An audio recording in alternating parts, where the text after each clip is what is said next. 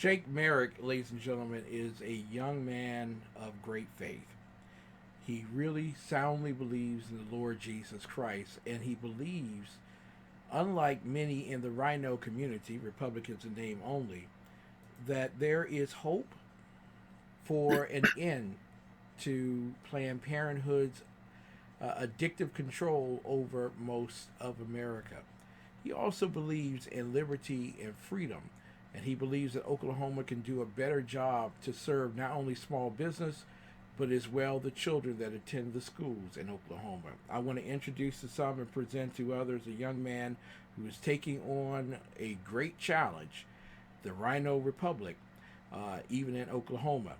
Mr. Jake Merrick. Good evening, sir. It's a tremendous honor and pleasure to have you on the air with us tonight. Well, thank you, Ken. It's such an honor to be on. Jake, first and foremost, most people think, okay, when we think of Oklahoma, we think of Texas, we think of those middle western states, that gosh darn, it is the most protected place for liberty and freedom, that there is not a stronghold of liberals out there trying to destroy the peace and prosperity of those particular states. What say you, sir? Are you experiencing just that utopia that Republicans dream about here in the urban areas?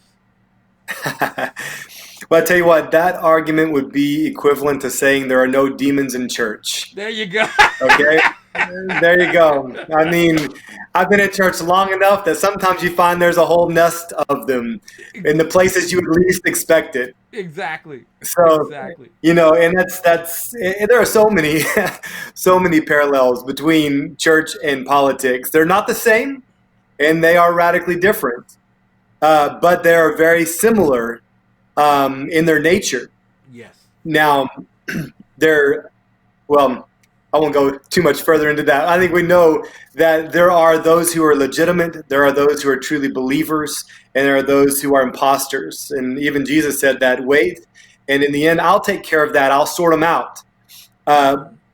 But we do have an obligation now in this realm, on this earth, in the political realm, to, sort things out. It's our obligation, our responsibility. And so being led by the Spirit and by the Word of God, then we have the wisdom and the ability to do just that. Now, we won't always be able to discover who the imposters are, but one thing we are in control of is ourself. And that is my agenda in this race, and really every day of my life is just to ensure that I am taking care of me and my family, that I'm doing everything I can do to walk straight, to walk right. And the main agenda right now in this race and in the political realm right now is to ensure we will always have that right to take care of ourselves and our family. And that's exactly what's being threatened. Absolutely. Individual sovereignty. You're running in Oklahoma District 22 as a candidate. You have a big election coming up. I believe it is February or March of next year. Yeah, February 9th. February 9th. And yeah. Now, the people of Oklahoma in the 22nd District will be able to choose between you and someone else who actually held that position and then left it and then wants to come back and get it. I wanted to get your thoughts. Is that the caliber of individuals that should be representing the 22nd District? Well, I tell you what, we had a major update today, Ken. All right. It came later today, but two of the candidates were actually disqualified today. Wow. Yeah, no. Only on TECN TV do we bring you breaking news like this. I'm telling you what. It was amazing. I love and I so much appreciate your emphasis on the gospel, on Jesus. He is our foundation. And I say that leading into this conversation because just the other day we had a prayer meeting at our house. Wow. And in prayer, the Holy Spirit just spoke and said, this is going to be easy. And of course, we just, your mind wants to get in the way and start saying, yeah, but. Exactly. But you don't know what he sees. And so along with that, the Lord has just been reminding us of the story of Gideon, and how not only did God call Gideon to raise up an army, but he actually whittled down the army to just a handful, to 300, That's because he right. said, I cannot do what I want to do with that many people. I need to do it with a smaller number, because I want to ensure in the end you know who the victory came from. And so Exactly. not only did he whittle them down, but he told Gideon, go down into the camp and hear what they're saying. And even those in the camp were afraid. They had heard rumors, and they knew they were already defeated. And so when Gideon blew the trumpets and smashed the clay pots, they began to attack each other. And, I'm not making any judgment on anyone's salvation or their right standing with God. I'm just saying two candidates contested each other, and they canceled each other out. Wow.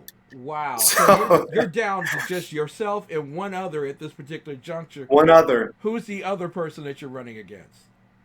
Her name's Carrie Shipley. Carrie Shipley. And yeah, so she is an aide to one of the representatives, the current representatives right now. And that is about all I know about her, other than rumors that tend to place her in the rhino category. Exactly. She's been very outspoken in her support of Democrats, and very opposed to our Governor Stitt. From what I've heard, I'm not saying that as a matter of fact. These are things I've heard.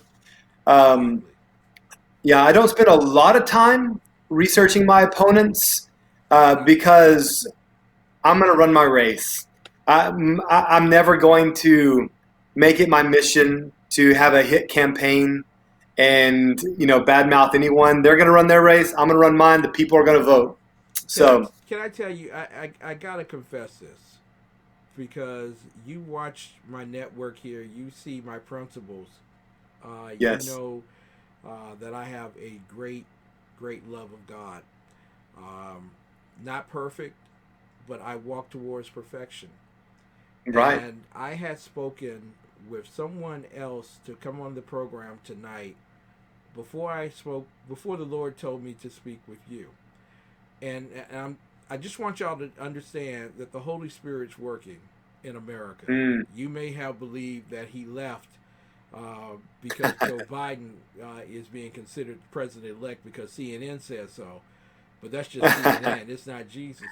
That's right. So I called Jake Merrick, and I saw the four names there at Ballotpedia for those who are running for office in Oklahoma, because we're focusing on the special elections, and we believe mightily at TECN TV that if we're going to win back America, you got to first take over the state legislatures, and then from there That's right. you take over the Congress, and then from there you take over everything else. So I saw your name, and I saw Carrie Shipley's name, and God said, Ken, pick up the phone and call Jake. Call him and tell him that you want him on the show tonight. And I was like, well, Lord, I already got one that you sent me to. And he said, Ken, pick up the phone and call Jake. Now, Wow. I'm going to tell you something. Normally when I call people who are running for office, I'm speaking with their communications director, and many people don't know that I'm the owner of my television network as well as a host on my own show.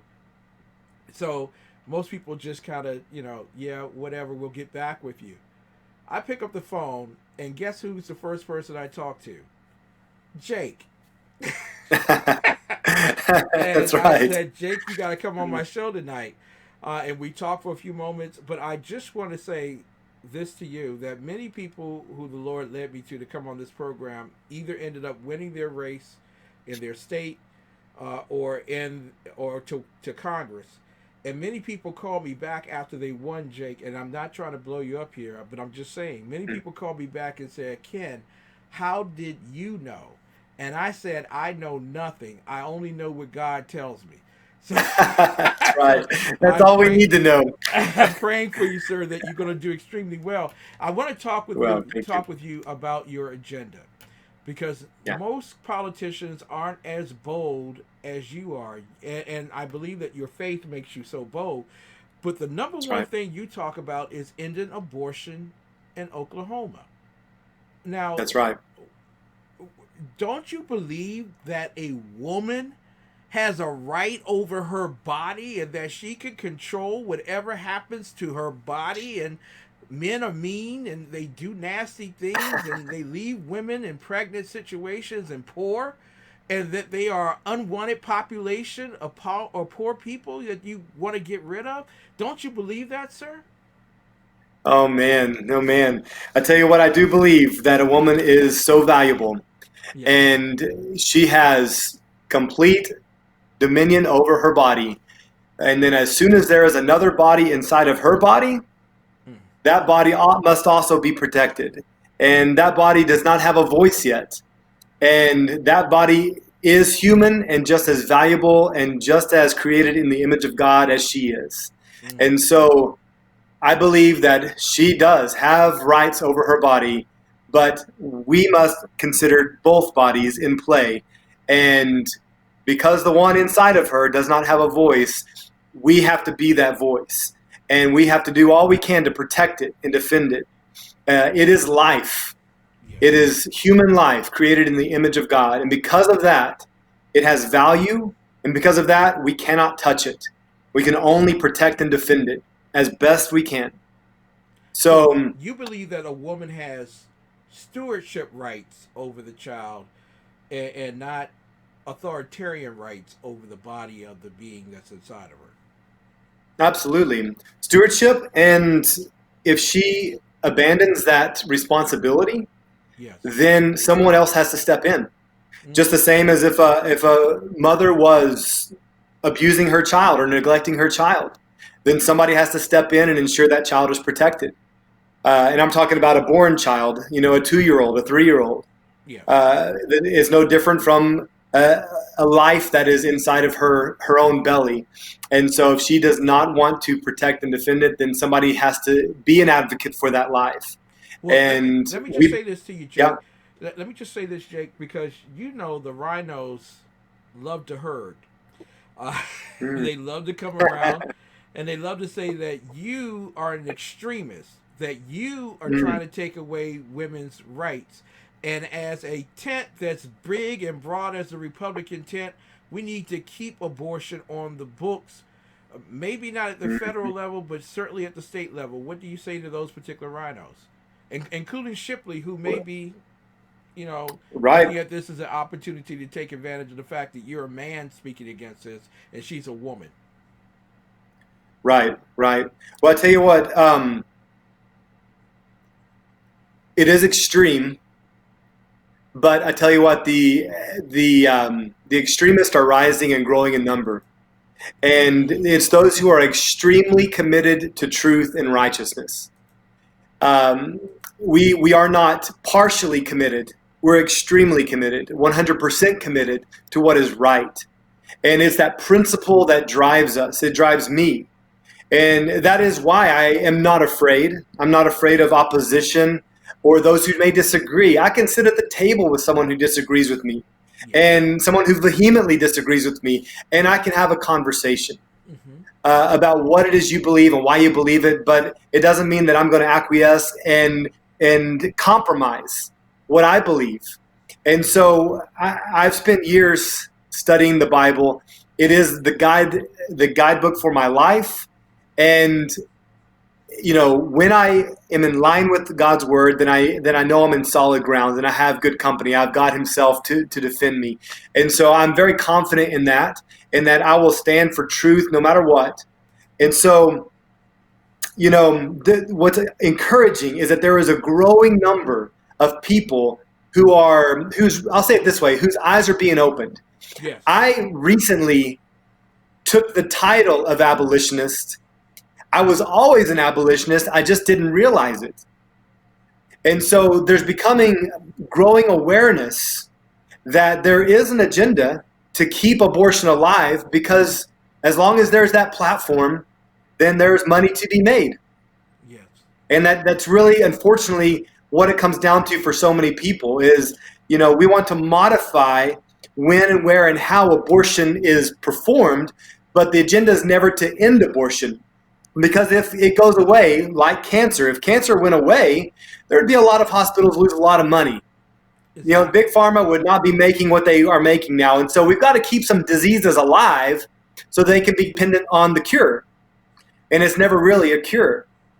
And so we need to just call it like it is. That's one of the beautiful things about being an outsider, about not being a politician, is we can just come in and stand on truth. I'm not in this to be a career politician. I'm in this to establish righteous decrees. And so when that's your... You use Go ahead. the term abolitionist, and you Right. are in the party that was originated by abolitionists. Do you receive a great refutation, a resentment by those who are in the Republican Party to your message? A message that I hear loud and clear from a lot of Americans right now, that we need to end completely abortion. After killing 73 million babies, you think we got this system right. We haven't. As many people voted for Donald Trump is as many people as we killed in this country since 1972. So, what is the message? How is it received by Republicans in Oklahoma? Unfortunately, it's still very much divided. It's still very much a hot topic. And you would think there would be more unity around this very critical, crucial topic about defending life. Unfortunately, it is still a divisive topic. But I think that more people that I talk to, just your average everyday person who is a Republican, who believes in truth, believes in God, when you explain the difference, then people say, oh, yeah, I'm an abolitionist. Yeah. I didn't realize it, and so they proudly wear that new name tag, that it takes it a step beyond just being pro-life. No, we're actually out to see abortion ended. And that's so encouraging to me that all we really need to do is present the truth as it really is. And it resonates with people.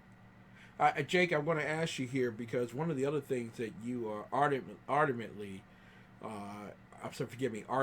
against, I was trying to put together ardent and adamant, and it just bam. Right. That you are ardently opposed to is the state forcing vaccines on the people, especially in the area when it comes to coronavirus, COVID-19, Wuhan flu, China virus, however way you wish to see it. It came from China, so that's what it is. But now we have Pfizer and Moderna and other companies that have created vaccines, and states are concerned about the rising level of cases. Now remember, these are cases and not deaths, but cases of coronavirus, and they're trying to lock down things and shut down things. And now there are individual governors as well as mayors who are saying that we want to force people to take the vaccine, as in New York City and the District of Columbia. So I want to get from you, sir, do you believe that it's wise for the state to force the vaccine on the people of Oklahoma, and what would be your remedy or your course of action? Well, last time I checked, we do live in the republic called America. There you go. Where individual rights are the priority, and it is what defines who we are as a country. Individual freedoms, individual liberties. And so whatever you may think about the vaccine, if it's good or if it's bad, it should never be imposed or forced on anyone. And I believe this is true of most things, is we should never force anything. Even masks. I'm not opposed to masks. I know there's a lot of my conservative friends who are just opposed to masks completely. I'm not opposed to masks. I'm just opposed to the mask mandate. Yes. If I'm around an elderly person who has COPD, or I went and talked to a lady the other day who's going through chemo treatment, I wore a mask to honor her, to respect her, and she's actually at higher risk. Yeah. And so if I can reduce that risk for her, then I'll do that to honor her. Guess what? I did that freely without anyone telling me to. And here's the thing. People would be more likely to show love and compassion if they weren't forced to. Yeah. You know, I have two little girls, and when they're arguing and bickering, and I tell them sit down and apologize to each other, then they say, "I'm sorry." It's not from the heart. It's not from the heart. They didn't do it out of the kindness. They're doing it because I told them to. And so you might get compliance and obedience sometimes, but you eradicate genuine love and compassion whenever you mandate. And so if we want to see love truly sweep through this country, you have to give people freedom. Yeah. Because only in the context of true freedom can there be true love. Oh, so well said. Jake Merrick with us tonight, ladies and gentlemen. It is a great joy, and I am so apologetic for the technical errors so that some people would have missed this interview, but you won't miss it if you go to our YouTube channels, TECN TV, as well as the Exceptional Conservative Show, and most importantly, BitChute for TECN TV. That's where we'll be putting this particular interview, and I will be sending it out to a lot of people. And I want to go back. Let me digress for a moment because it is Christmas. I love the arrangements and that you have behind you. I'm quite certain that you were encouraged to do that by your No, my wife. wife is great. I keep her close. Smart man, you are a smart man. Yes, sir. But and being a abolitionist, I've heard a lot of people say, Jake, that I wish there was someone bold like this to run for office, and if they were, I would contribute to their cause and I would support them. I got to ask you here, Jake, is your race secluded to the point where only people in District 22 can support you, or can people around the country who believe in your abolitionist spirit support you as well? Man, a dollar bill will spend the same in New York as it does in Oklahoma. So we are freely taking all American money, and you can send that cash, check, or credit card. So absolutely. It only goes to support the campaign.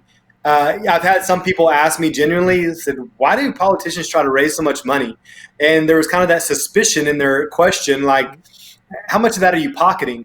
Well, I can tell you, none. Right, everything that comes into our campaign goes right back into getting the word out, getting the message out.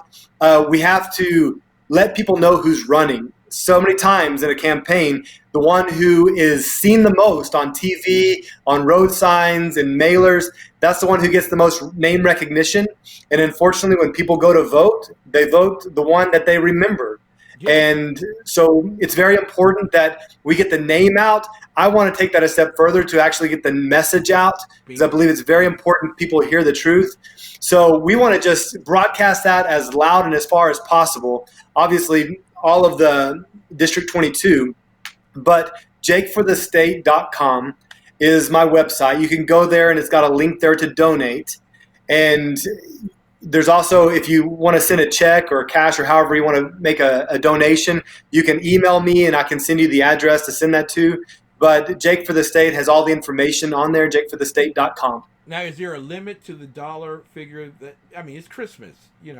Someone wants to send I know, right? $1 million to run for office. You wouldn't turn that down. No, but But what is the limit in the state for you?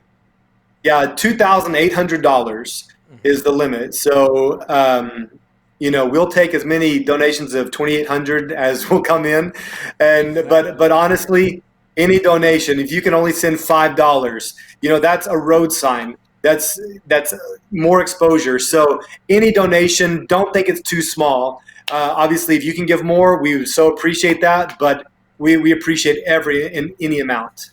Have you been endorsed by any pro-life groups in Oklahoma or in Yukon or around the region at all?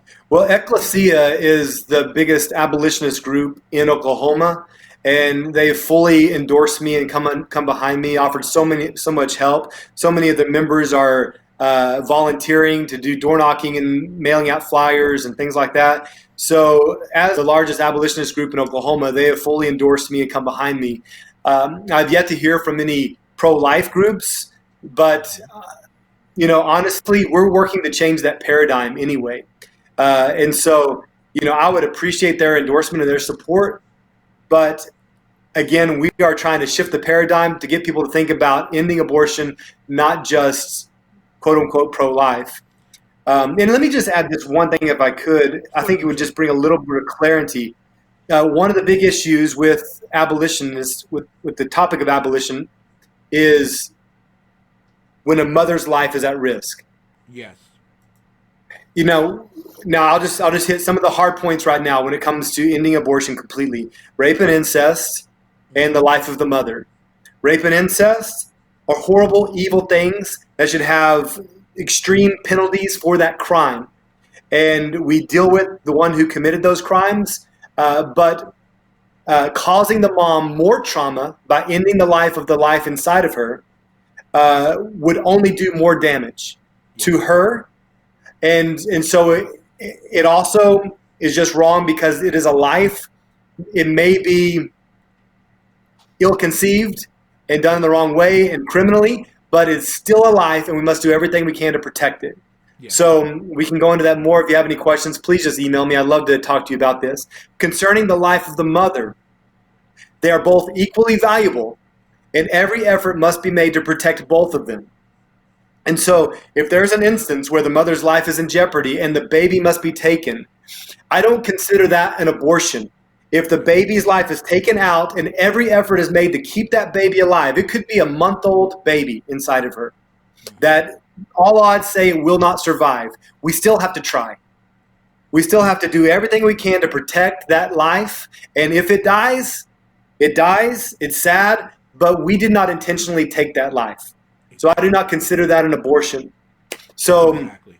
There's a lot of complicated.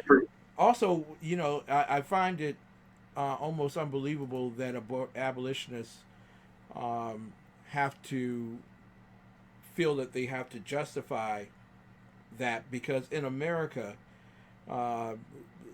less than 1% of all births have any type of experience as to rape, incest, or the life of the mother. More than 99% of the births, or at least 99 plus of the births, have none of that. By which, or conceptions, forgive me, 99% have conceptions of that particular nature. But because of the convenience of the matter, we have made life and death a convenient option when it comes to bearing children, when the option by God is to give us the greatest gift that he can ever give us, and that's the opportunity to raise a child in his image.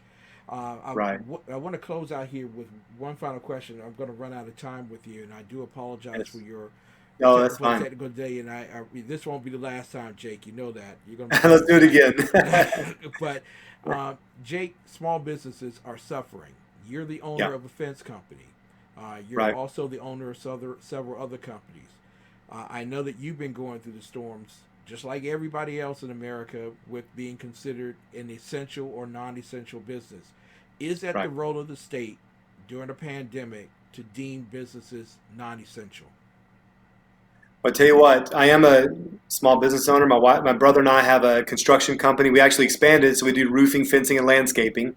Cool. And we also have a tool sales company, and I have a nonprofit I'm running. And so we got a busy schedule. Our hands on a lot of things. And I'll tell you what, when a person owns a company and it is their meat and bread, and it is what they use, what God has given them to keep the lights on, to provide food for their families, it is an essential business. Yeah. I don't care if you're an acupuncturist, and some would say, that's not essential. Well, to that acupuncturist family, it's very essential. And so the government has no right to come in and determine what is essential and what is non-essential.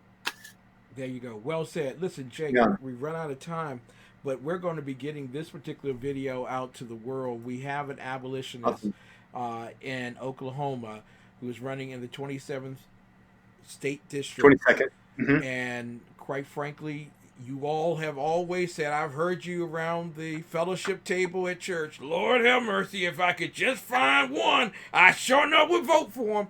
I support him. This is the one. God gave you the opportunity tonight, a week before Christmas, to actually choose somebody who could represent you all well in the state of Oklahoma. Jake, Merrick with us tonight. How can people get to your website again? What's the name of it? JakeForTheState.com. And Ken, I have to tell you, I grew up on horses. There you So go. I don't wear it that much, but I'm with you. Oh Okay. my God, I love you, man. I Yes, love you. Oh my sir. God. Next time I'll wear my hat. Yes. There you go. See that, ladies and gentlemen? There you go. That's a real That's American right. right there. Jake's a real American.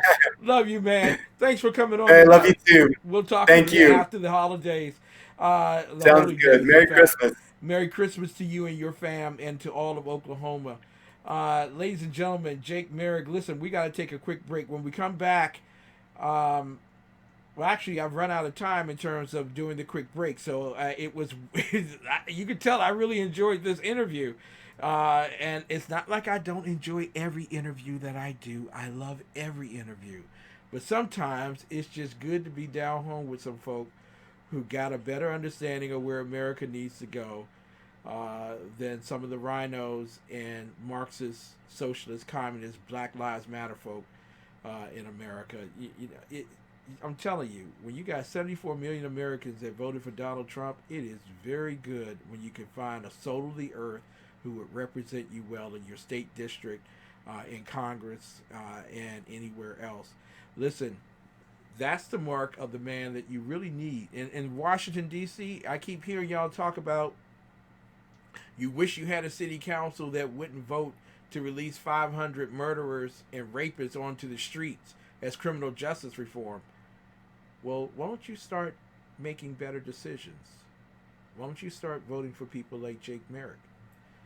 Maybe you wouldn't have to have council members make a decision that would cause life and death in your home simply because it's politically correct for the moment. Ladies and gentlemen, you know we got to step away. When we step away this particular hour, I have to always ask you two very important questions. And I think they're the most important questions that you'll ever ask in a single election year.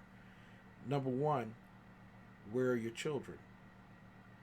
And then number two, do your children know where you are? It's 10 p.m. Do you know where your children are?